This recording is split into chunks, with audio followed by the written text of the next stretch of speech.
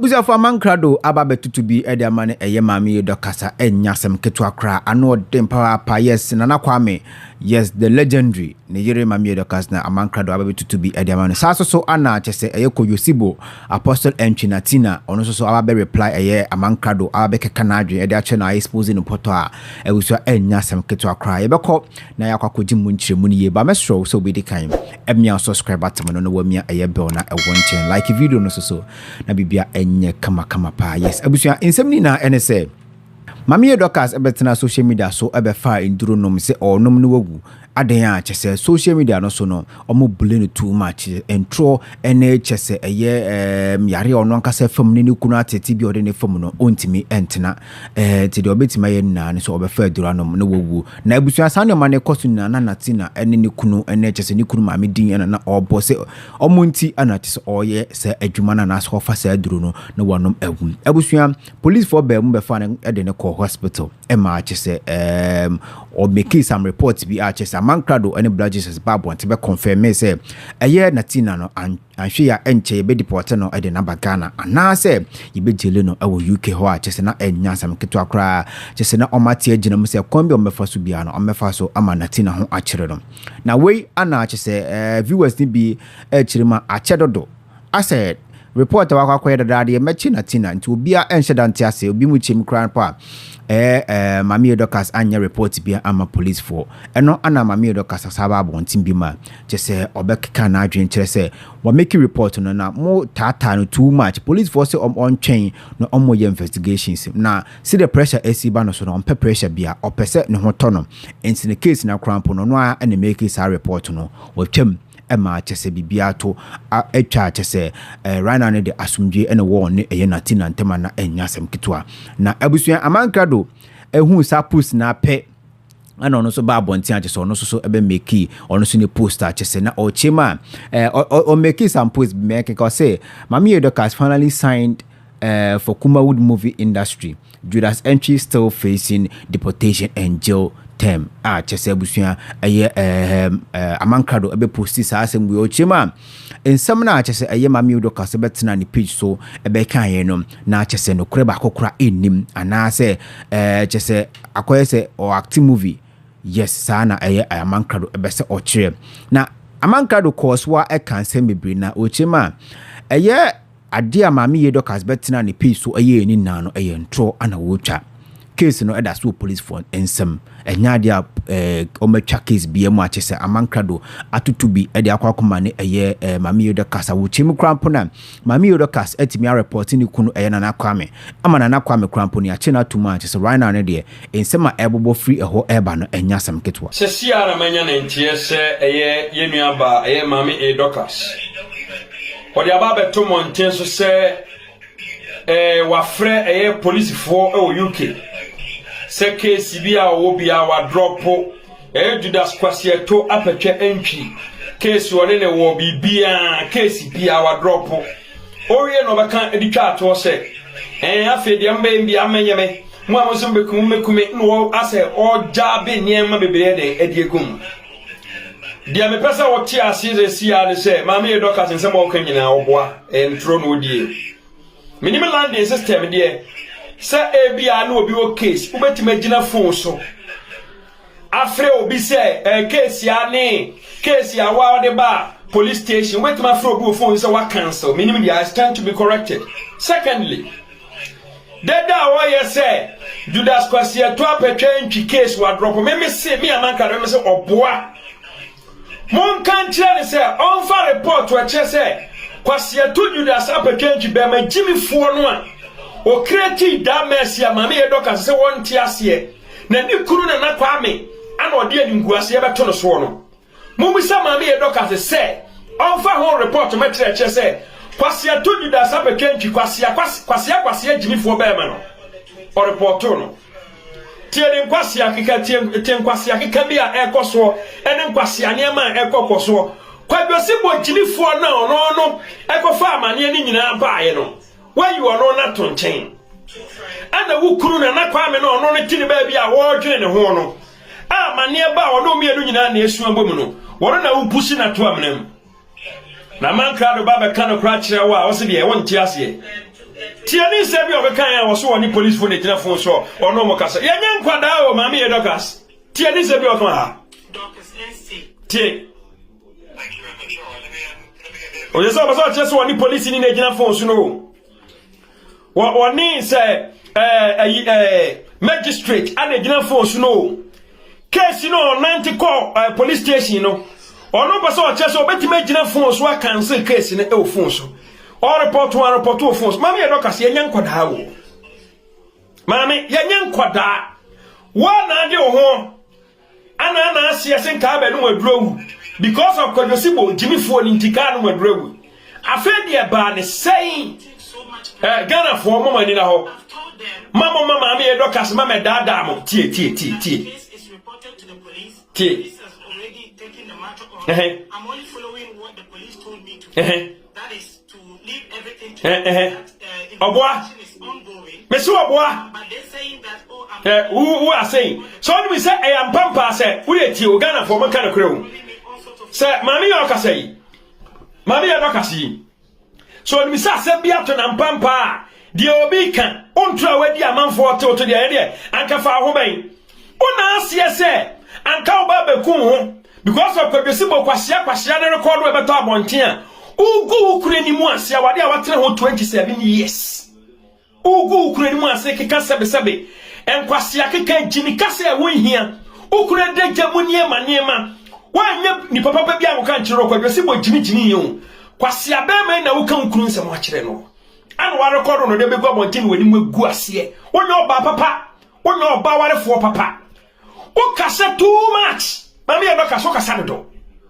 ejina fo say woni case yakọ get me enti akasa na Kodosibo case watwa bibia mu na bla bla ro woni me enti akasa onse wa upusu nu atene ngankan afredi akia ba betoa wo na kia so sa do akọ police station ehuru se Kodosibo no wo ye ne dien ana oba ba smart ye nyankoda wo Maame A Dorcas etoda na wo ya de adwene ho I just want to drop the dwene ho tie it's really busy. tie wo de mo tie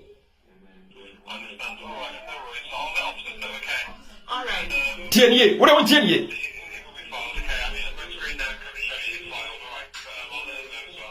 Just to be sure, the person I complained Tia. about is it the Nanenchi? obwa The person that I make the complaint against is obwa Nanenchi, right? Nanenchi, all right. Obwa. Thank you very much. So I can drop all the case. I want to drop everything. Thank you. obwa me so obwa Thank you. enye no kre tie biye Amankrado na me kasa no me se wo boa dia Maame A Dorcas ye ni nyina ye ntro Can kill me. eye kontompo me se wo boa me se wo ye wo boa tie de tie me ka cho automated da yina ofre no a kasa ni nyina no ma me kire secret wo mu ofre ye du session na no wo di phone ba ko ato nchen phone ba ko da nchen yo ana wo do obi akasa ntinipa na opeki phone no wo ni pa kasa no o de nsa mia automated da yina ye police phone ye manema no wo di ato ba bia enkasa bia wo ntinipa nka bio ana other phone no eda nchen na nipa wo fro na hye ho no e kasa ase o police ni Maame A Dorcas ye nyankoda ye unko ye case bia o case aye ne se o pese ye de na Quame tum na Quame anim gu ase ene case aye ana Nyankopon so asori agina ma na Quame Maame o wi ase abai no wa nya very careful obedi nkwasiafo achi obedi anim gu ase when we speak it's a command. Yes, when we speak it's a command. Call no ye ni nyina a fake call wani police ni bia ni hono ne kasaye aye police automated ayina na demu edu ba bi opase nipa no na hye hono ne kasa no ana opia de to so ma nipa ne kasa enti wo do ba je so bi oni police phone kasa obo kwa case bia case okwaya ni case okwaya say ni kunu ya fa ne ntu afiase ya ni kunu ho nkyere no ana Nyankopon so de ya de no kra ene no kra ne ya de kasam e o UK unjungo gongo jina UK say ye nti obi ntum ye mu obi animu ase wasama de ko ye na police for ba fifi ma hunu kura tiam ya yankwada wo Ghana for motuma dim anya police ni bia no ne kasae Amankrado ni no krankwa ne de nanti 2024 a clean road ne nam so wajimi wo 2023 mfangura 2024 so abusia uti Amankrado chema chese Maame A Dorcas ne omo be ye ni na no chese ye ntro no betwa ye asɛm no ɛda so police for ensema chi sɛ ɛyɛ Natina nankasa no ne ho si de bisi ma kyere no ɛnya asɛm keto ɔkɔsoro ba fam yɛbɛkye no ɛde na atum yɛ wia ya deport no ɛde na bagana ɛnom ɛna chi sɛ kuti ba na Natina so te ya pɛ ɔno so aba be reply ɛyɛ Amankrado chi sɛ sidi wɔsi aba betutu bi I expose Amankrado no ɛbusu ɛnya asɛm keto a yɛbɛkɔ ne akuti ba mɛhwɛ so wo mi subscribe atem no so a wo mi subscribe atem no mi abɛ na ɛkɔ nkyɛn no like video no so na bibia ɛnya kama pa yes Natina ana chi so no so aba be expose ya Amankrado wo chema right now ne de some pre ne downfall no chi sɛ ɛyɛ Maame A Dorcas nsɛm a bɛkanina a kyɛ sɛ right now ne de omomienu peace ɛwɔ mo ntɛma chi sɛ susu ye omo susu ye nina ɛde ba no so nina abuabo ɔno kyɛ sɛ ɛyɛ Amankrado ɛne blast so otebia no ye bia ɛna esi awdenam highway no so no wan wawie de wawie yae na why mo bo ɛwɔ media no so sɛ usodua bia ma na pan usodua bia ma na pan woni da so ba ko pɛ a ɛda so sɛ agyanka betumi aboa wo ama wo pushi Natina akɔhye prison Maame A Dorcas thinking say you have a case against Natina with Maame A Dorcas of amana kwasi say on wawie na metie kwase ampani we metie na aduru ba bi bisi wow na Amankrado ti wagimi sa enti me ba wo followers na di wati no enti nyansa ye frɛ ni nyansa kakrakra ni wo mutim ti wo magimi kra nti wo ye moa emponchi nwan crossa nyansa ne bia ne ufie enti sesi Amankrado me ba how many times na person odano ho e wo media we so how many times na person odano techrema wa wo techrema wo ena wo promote ade we channel wo sie kire na wo promote channel wo sie kire na wo promote channel wo all the time. Don't you think so we now apart from enkrofo api wo makoma ama bone a omudi common enemy fight actually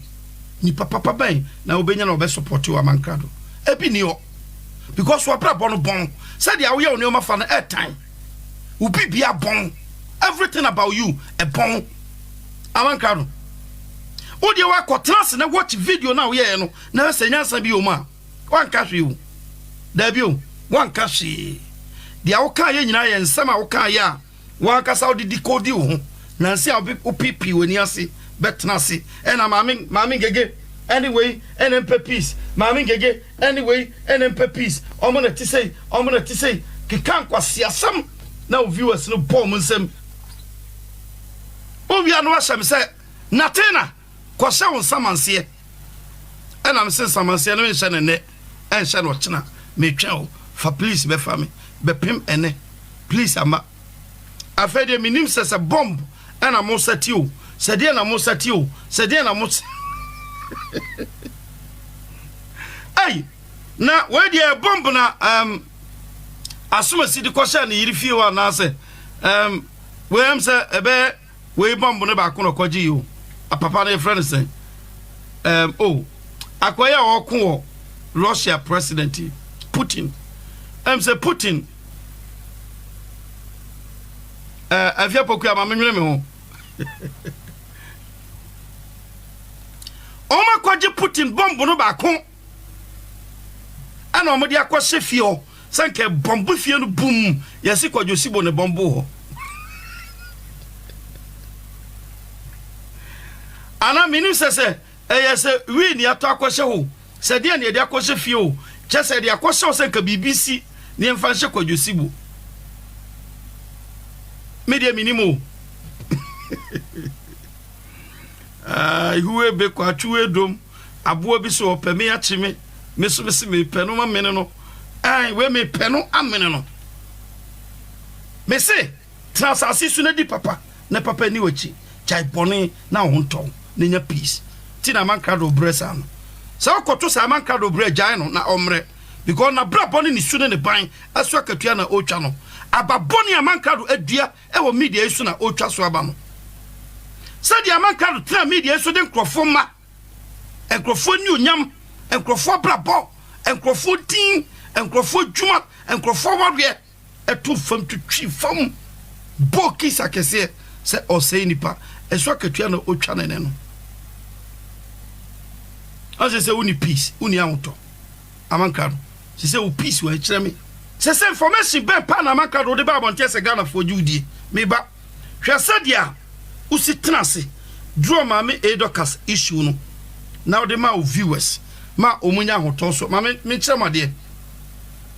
Viewers no bu afu Maame A Dorcas because o ma Jimmy. Na ne kwa so o mu bu fu Maame A Dorcas. Na se ko mu bu fu Amankrado any BJ. Because Amankrado ni BJ e de share viewers ni team say omo de kwajosigbo ko prison. Omo ye bibia wie omo de make court. And viewers no benya rehemu o Maame A Dorcas mu say Maame A Dorcas de Natina ko prison. And now omo ntimi deliver et the pressure say ko omo de ko sankwa because Maame A Dorcas no ama abontin ameka so de Natina ko prison. En kwase afomie no and be announce here. So omo de make ko prison. And the pressure ko to Maame A Dorcas so. Obiatio so na a viewers no try say Maame A Dorcas be performing de Natina be kwakotum omugu so omo twan ye be che Natina ne ye be che no chena ye be che ne ye be che no chena ye be che ne ye be che no chena de omo tie an say sister cause abesa to yentem problem timi ne Maame A Dorcas ya settle peace tiaye pa tiaye and Amankrado no ye quick. And I say because on person viewers no very disappointed e won no Amankrado mu. Enti wo ye quick no sacrifice Maame A Dorcas no push no. Ashem say Maame A Dorcas na nipa bone.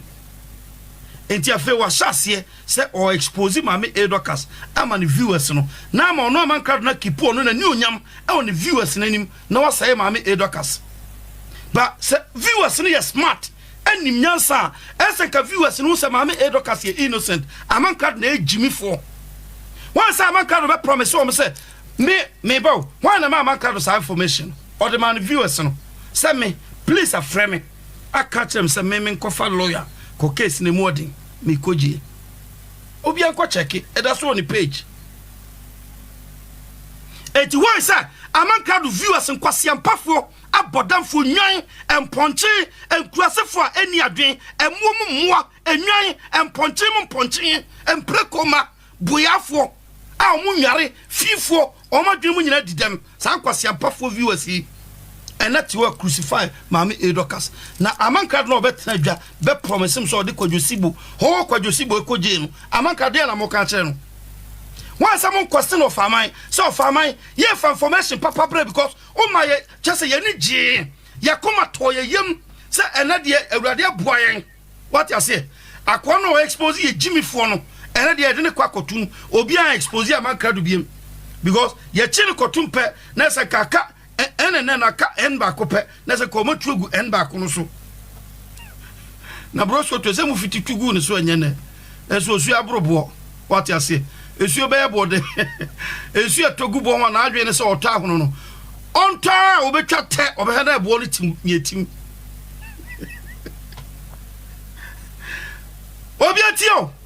obiati ayepa so me bisa se why say Amankrado viewers no na omote ho e hwa Amankrado omra kwadwosibo eda sotea na Amankrado su tetem o de Maame ko tutujagwo no mo hwa awraho sem bi Amankrado ye ho what yes na se just me was a video no me reho say oh of a mine sanu o se den o se according to Amankrado de hanen say pass kwadwosibo benya peace awredi nyame na onim de ha Amankrado say me catch am say ebra na Amankrado dwane no so de me ko prison no o kan bibi wom say obetetie me atete ben say Maame A Dorcas en hold on mane ma bonti me ka bibia na onyai na da onfa moki se omo e wo process omo wo process no so what you say very soon on be Natina very soon on be Natina na o de cause fear and panic what you mean ana Maame A Dorcas aboto ano de Amankrado ani abra odi Maame A Dorcas atem ni nyina ani Maame A Dorcas aboto ano nti wa ye word wa aboto ano tiasuma sie ni abre kwase peni na furu dodo sebentoa aisi asano sunu wisa what you say kwase peni pa and now on social media esu edi Maame A Dorcas atem the same Maame A Dorcas oti ho ena no yade ni boki sakese say o de apostle entry ko jail me wo di me ko jail kwase ate say wo di me ko jail abuodwan o de atwen na obehu wa wie very soon obehu level on kwase abraba o tan media no so boy no obetwa ni nyina so aba asia pani bisa ewa he prison friend muntie so yare dia kwadwesibo o ma police emra ne kwadwesibo ni ene ye bagia tun so yare na se kwadwesibo pa eho tono ana na Quame na boso de ni tuturo bu mu no ene ye fake tio if se ontimi nyisu Maame A Dorcas e man Natina problem e ma kwadwesibo nyasem na kwadwesibo pa be fa ne ho didi a eti now no Amankrado viewers mon fan se mutim se kwadwesibo already mini case what you say mina just omo sane ma na mesre kwadwesibo obi ani case tia me fact Maame kan no kradjo but peace and am so twemfa so ni so onu obi di kota koneba na mokoba emfa so ni so tini nyina tutwa na atwa but me am tie me makoma mu enemy ankasa so me evidence and you me kura me videos and audios e kura me no ba bia no am timi ngura ko defend me ho ba bia ni ho nti am de say ne me nua ba Maame A Dorcas am ya pre-peace na peace aba entem na afi ono ade nani ehu atamfo akatua ene me ye so say Maame A Dorcas transi na ono atu nani hwe na chi a ne were be ho ba bia na ogro nkwase ampafo na ono omogro jimifo bi ti say Amankrado na ono na egro kwase ampani ti say Amankrado na Maame A Dorcas ne ne gira fon so say ono ne di nkomo thinking say wonye nipa na ne kasa Amankrado sa boa a ode wurem adwe fe na adwe bi na ne tim di Amankrado penene sanka eso twejatum tio di Amankrado pewa brabo mi ne sanka eso tweja editum na hye Amankrado no wo jimsi obi a owiase obi a mahu no bia eni asase so ametim di na toto Amankrado jimi ho what you say Amankrado say the only thing I obegiatum say Maame A Dorcas any onye fake and it's obema Natina problem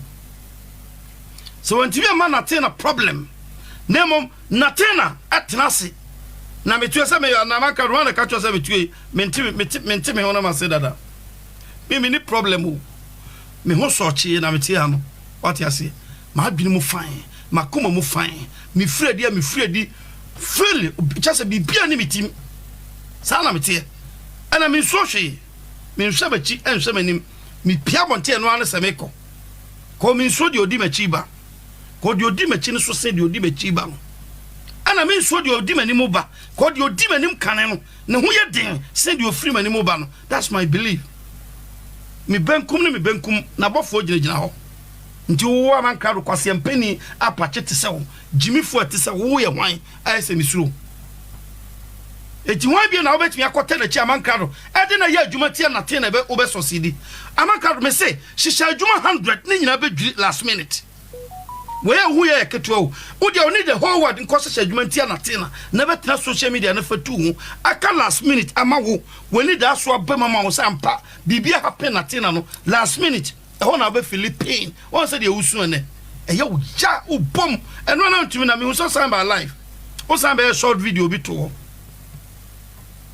after Maame A Dorcas be kasa wie no ne kasa no kasa ye no eyesem pia Maame A Dorcas kasa no eyesem nadoa meka wo pa kache brabonte be kasa Natina di atro pain na wo fa mu endura after Maame A Dorcas kasa wie no etise de aye toto nadoa ebo obi akoma mu etise de dem pia ewo obi akoma sa pain no na wo fa mu when your friend punishment me na me punish us ano nobody that's one say ka betime yisu Maame A Dorcas aye bibi and a backfire it you say Maame A Dorcas ankasa to a or kasa na one can be a benefit you na oka na adwen na opre na somdwe no ayese mpian e wo wakuma mu ya wo ya ntu betena o sa video na short video na o ye ma Maame A Dorcas no tena se na hwe wanim said you now we are who said you now spirit ebupu said you onima ebosan I say emra wo ma me bodamfo no owu ye no wo said you onima ebosan ebra wo nua ba kwase aba jimifo dwamanfo na wo magu a wonya kunu tulip nyakopon sel tulip abie 500 star dia man is here onua ba kwase aba no bushe ya agrada so ksa wo de ne kwaduro so koya sacrifice owu ye no wo said you na onima en enra short video na yes ana no onima ye ususumati mu nyina gu sise obi sa na kwadwosi boy e de pa na metum dia ka kwa we atofam wadwene da otiri nyina no utos woni hwe benkum nifa wo hwe ba bia hwe because Amankrado ntumi me we too small we ya boa we odwan